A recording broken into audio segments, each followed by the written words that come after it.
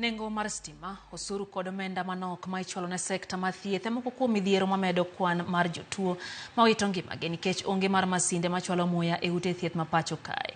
Ma kaluwore kod ripot ma ochiko riwruok ma ok mar piny owacho APHRC makoni poni piny owacho kodwoko piny nengo mar chwalo masinde gi e ute thieth, jopiny nyalo hinyore higni mabiro. Jafwambo mara Judith Omondi ntiere kod ler mathoth. En penjo ka bende piny Kenya oikore ne chako chwalo masinde mag chwalo muya ne jotuo ma ohewore kigin ma ok giyudo sir kowuok kuom riwruoge ma ok mag piny owacho. Kaluwore gi lipot mar riwruok ma ok mar piny owacho APHRC, 90% mar kuonde thiedho jotuo ma ohewore pacho ka onge kod masinde mag chwalo muya ne jotuo. Thoth ute thieth man kod masinde gi gin mane oyudo sir kowuok kuom riwruoge ma ok mag piny owacho, ahinya to e kinde mag midhusi mag coronavirus.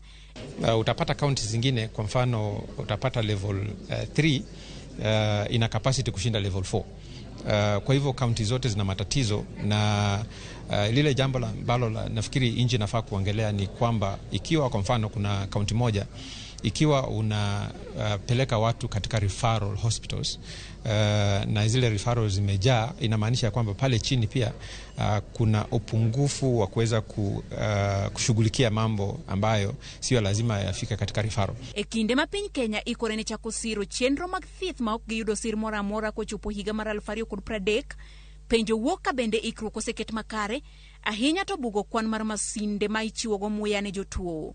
E ripot ma ogol kod riwruogni, 75% mar nengo medo jatuo muya e ute thieth otud kod nengo mar osuru mani malo. Bende 24 kende mag budget mag counties ema ichiwo ne sekta mar thieth, omenda ma jolony koni pod ni piny. Midhiero kaka nok mar jolony e sekta ni bende osethiro thieth ne jotuo ma ohewore e kinde mathoth ikoni gi wito ngimagi. If you look at the people who are needed to run the value chain in health facilities in the whole country, you need about 1,200, but we found there 169. So 169 out of 1,200, I don't know what percentage that is. Zile equipment zingine ambazo zinahitajika, kwa mfano mitungi, bado inatosha ushuru. Kwa hivyo ni muhimu ya kwamba kama nchi tuweze kujua kwamba tukitoza ushuru zile appliances zingine, basi inakuwa ni vigumu kuweza kuteremsha bei ya medical oxygen ama iweze kupatikana katika county zetu. Kaka moko kuom ikruok ne keto thieth e nengo ma oyueyo ne jotuo, jakom mar komiti mar thieth e od bura Dr. Robert Pukose koni ochopo kinde ma koro nyaka gol oko kata duok piny osuru ma iketo e masinde mag thieth ma itiyogo e pacho ka.